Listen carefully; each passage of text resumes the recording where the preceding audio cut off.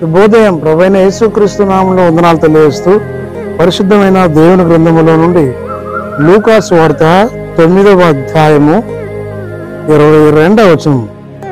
మనిషి కుమారుడు బహు శ్రమలు పొంది పెద్దల చేతను ప్రధాన యాజకుల చేతను శాస్త్రుల చేతను విసర్జింపబడి చంపబడి 3వ దినమున లేచుట అగత్యమని చెప్పెను. ప్రార్థన. పరిశుద్ధుడా, ప్రేమ కలిగిన తండ్రి, నీకు వందనాలు, స్తోత్రాలు. వాక్యాన్ని ధ్యానిస్తుండగా పరిశుద్ధాత్మ దేవుని సన్నిధి తోడు నీడగా ఉంచి నడిపించమని యేసు నామంలో ప్రార్థించి అడిగి వేడుకొంచున్నాము తండ్రి. ఆమేన్.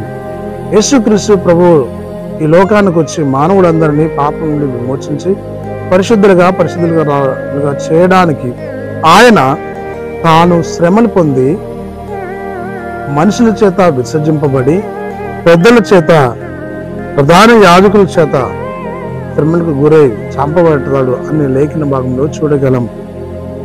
తన ప్రాణాన్ని మన కొరకు ఆయన దారిపోయడానికి లోకానికి వచ్చాడు. నిన్ను నన్ను పాప విమోచన చేయడానికి ఆ కలువరి సెలవులో ఆయన ప్రాణం పెట్టాడు. తన్ను తాను తగ్గించుకొని రిక్తంగా చేసుకొని దేవుడు ఆయన తన్ను తాను మరణము పొందినంతగా ఆయన తన ప్రాణాన్ని అప్పగించుకున్నాడు. ప్రియ సహోదరి, సహోదరుడా, నువ్వు రక్షణ లేక ఉన్నావా?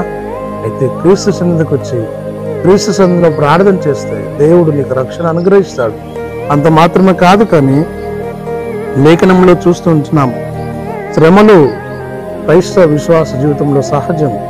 శ్రమల తర్వాత ఆనందము కలుగుతుంది. ఆయన మరణించినాడు కాబట్టి పునరుత్థానుడై లేచాడు. మనం కూడా మరణం అంటే భయపడక మరణం నుండి లేపగలిగిన దేవునికి మన విశ్వాసం ఉంచి దేవుణ్ణి నమ్మి దేవుని యందు కొనసాగాలి.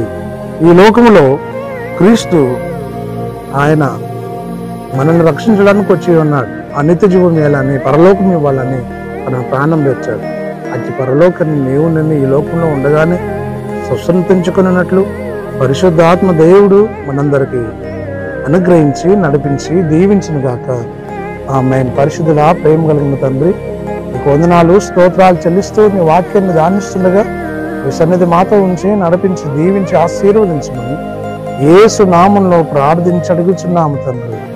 ఆమేన్. తండ్రి, కుమార పరిశుద్ధాత్మ త్రియేక దేవుని దీవెన సదాకాలము తోడైండి దీవించిన గాక.